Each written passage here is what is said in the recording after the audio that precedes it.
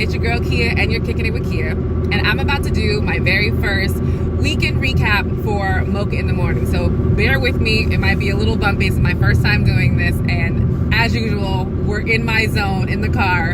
So let's start with, Nicki Minaj. She is definitely not going to be participating in the BET experience this summer. She is not fucking with BET.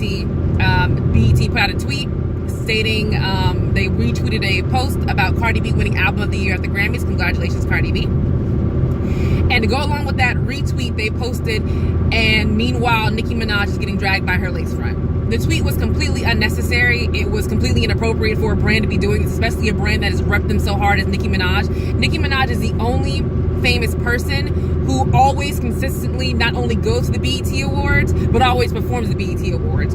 She supported them, more than anybody else ever has. So for them to do this is kind of a backstabbing move, so I totally feel her. And not only is she backing out, she is having the entire Young Money squad back out, which includes Lil Wayne. So BET, I'm not sure how you guys are going to apologize to her, but you need to figure it the fuck out before you guys just ruin all your relationship with artists, because that was crazy. To piggyback on that, because of what happened, Cardi B actually shut down her Instagram, all of her social media. She basically said that though she's happy about her award, she doesn't want to have her award be a reason why other people are getting dragged. And I feel her on that. She also said she doesn't get why people are being so mean and saying that she doesn't deserve the award. Because at one point people were saying, Cardi got snubbed, Cardi got snubbed. Now they're saying, well, Cardi didn't deserve it. People will never pick a side. So Cardi, I feel you, girl. She got on social media, but she's back on now. But she came back on to drop a new song with Bruno Mars. I haven't heard it, so if you've checked it out, drop in my comments. Let me know what it sounds like. A lot of people are saying that Bruno Mars is now the king of R&B, and he's bringing back old 90s R&B, so I can feel them on that. That's definitely might be true, okay? Next up, Jussie Smollett, and the saga continues. There's still been no real evidence that he was attacked. They did arrest two brothers who are Nigerian, but they were released because of new evidence. So there is no real information about what happened. A lot of people are starting to believe that it's a hoax. I'm going to be honest with you. I think it's a hoax. And let me explain this. I think he was attacked. I don't think it was a MAGA rope around the neck attack, but I do think he was gay bashed, and it just ballooned into this whole different thing, and now he can't back away from the story. But again, I could be wrong, and if I'm wrong, I will get on Mocha in the morning, I will get on Kick It With Neighbor Kia and apologize to Jussie Smollett. But there have been no video recordings, no images. The brothers were arrested and released, so there's really no new evidence. So we're just all waiting to see what's going to happen with this. Lastly, our president is still a deranged Dorito. He has declared a state of emergency, which all presidents have the right to do. It's their constitutional right to declare a state of emergency. But he's declaring it about what he's calling the border crisis, and that there needs to be a wall to protect Americans. So because he's declaring a state of emergency, that means funding can go towards the wall automatically, because it's a state of the emergency and we're trying to be protecting the American people. This means that almost $8 billion could go towards the wall. All this money is completely unnecessary. It's unneeded. It's a waste of taxpayer dollars, especially given the fact that a lot of people still don't have health care.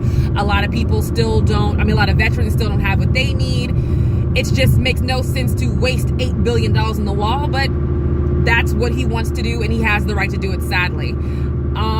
He did have a press conference in the Rose Garden that it was a typical kind of exasperating experience where Jim Acosta is asking questions, Trump doesn't want to answer him, he's calling people stupid, he's telling people to sit down. So he's just a hot mess. So, we'll see what happens in 2020 if we can get him the fuck out of here. Because even as a Republican, I'm exhausted with all of his antics. His press secretary, Sarah Sanders, was also questioned by Robert Mueller.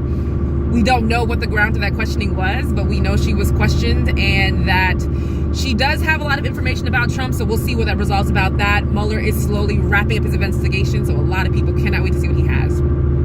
So, 3-day weekend, because Monday is President's Day. What are you going to do? You're going to Netflix and chill. So here are a couple of my Netflix recommendations, if you, Netflix and Amazon Prime, if you haven't already watched. The Lorena series that is produced by, what's his name? Jordan Peele. Really good.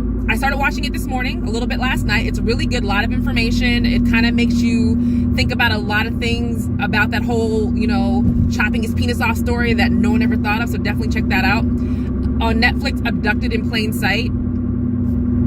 If you haven't already watched that, you need to go watch it. It's an insane, crazy, psychotic story, but it's good to watch. It's good TV.